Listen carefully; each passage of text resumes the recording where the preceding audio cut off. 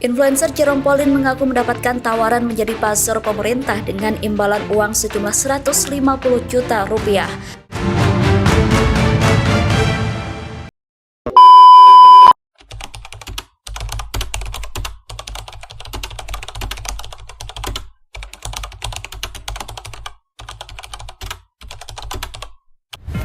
Dalam beberapa bulan terakhir, masyarakat Indonesia tengah dihadapkan pada isu yang memicu perhatian dan diskusi luas, yakni polemik terkait tunjangan yang diterima oleh anggota DPR.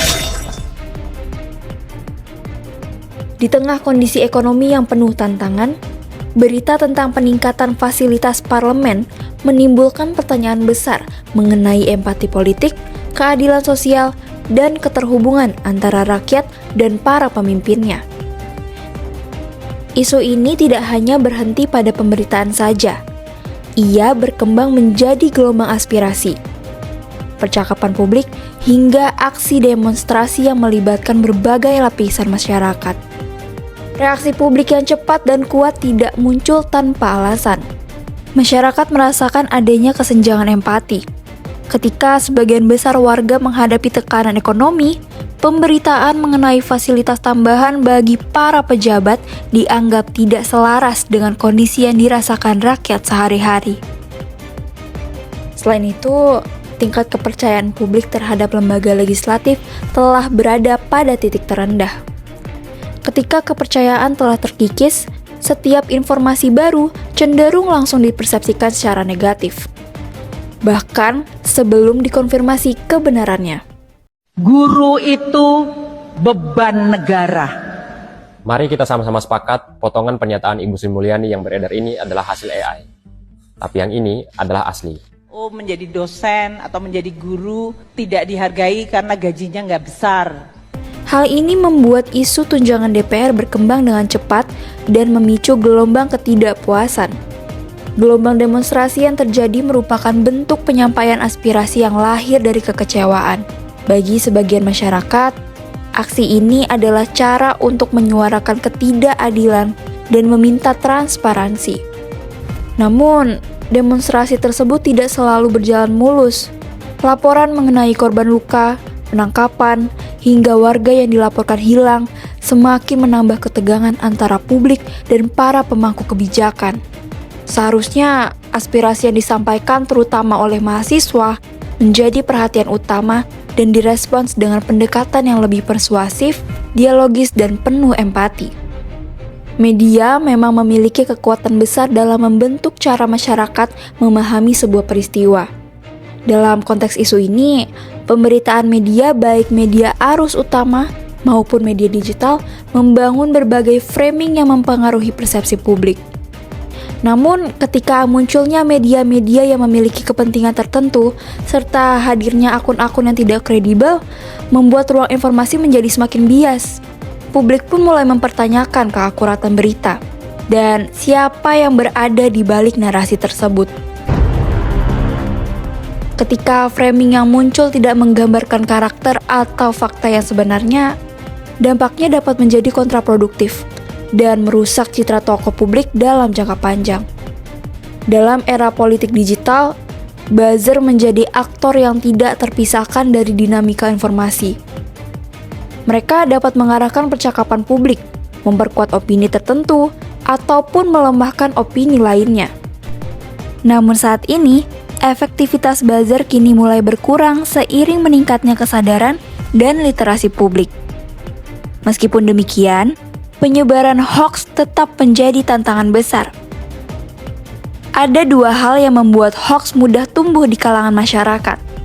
Yang pertama, kurangnya literasi media, terutama pada masyarakat yang belum terbiasa memverifikasi informasi.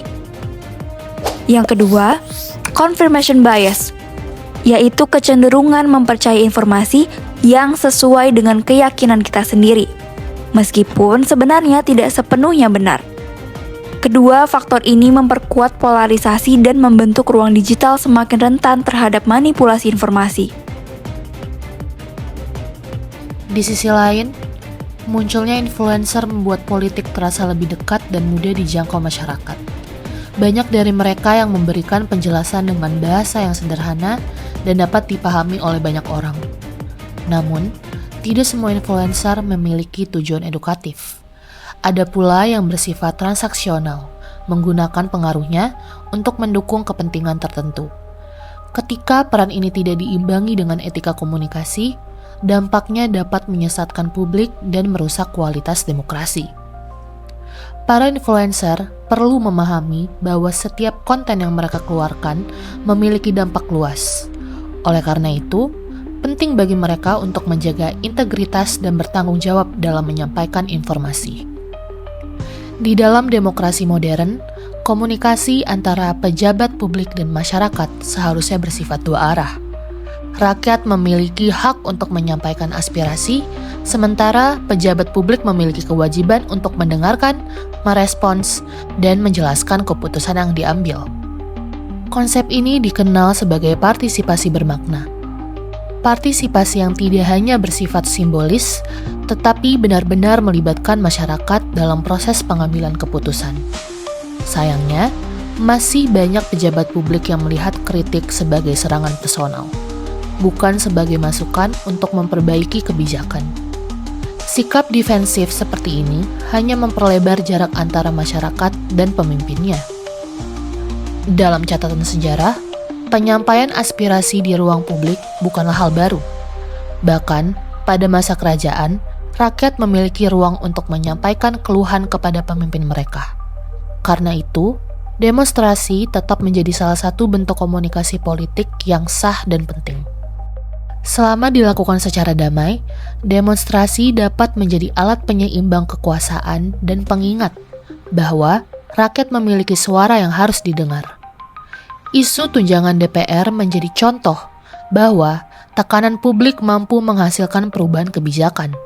Hal ini menunjukkan bahwa demokrasi yang sehat membutuhkan keberanian rakyat untuk bersuara dan keterbukaan pemimpin untuk mendengarkan. Meskipun perjalanan demokrasi Indonesia masih penuh tantangan, ada alasan kuat untuk tetap optimis. Perkembangan literasi publik, keterlibatan generasi muda, serta meningkatnya kesadaran masyarakat terhadap pentingnya informasi yang benar menunjukkan kemajuan yang berarti.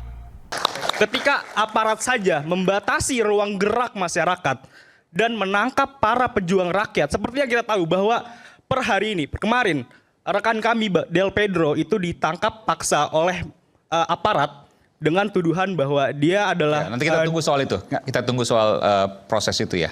Ya, dengan tuduhan bahwa dia adalah dalang di baliknya. Itu rekan kami dari Lokataru. Nah, artinya bahwa Indonesia saat ini sedang krisis demokrasi rekan-rekan semua. Perubahan tidak selalu dimulai dari langkah besar.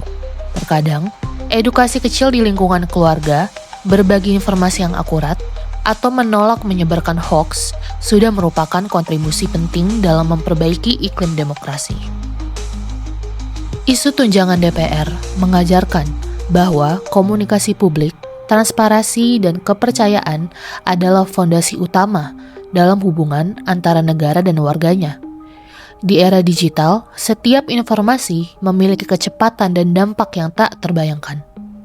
Karena itu, baik masyarakat maupun pejabat publik memiliki tanggung jawab untuk menciptakan ruang informasi yang sehat, jujur, dan berimbang.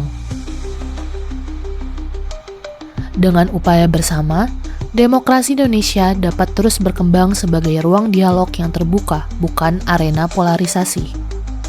Dan pada akhirnya, masa depan bangsa ini akan ditentukan oleh sejauh mana kita mampu menjaga etika informasi, merawat empati, dan membangun kepercayaan di antara sesama.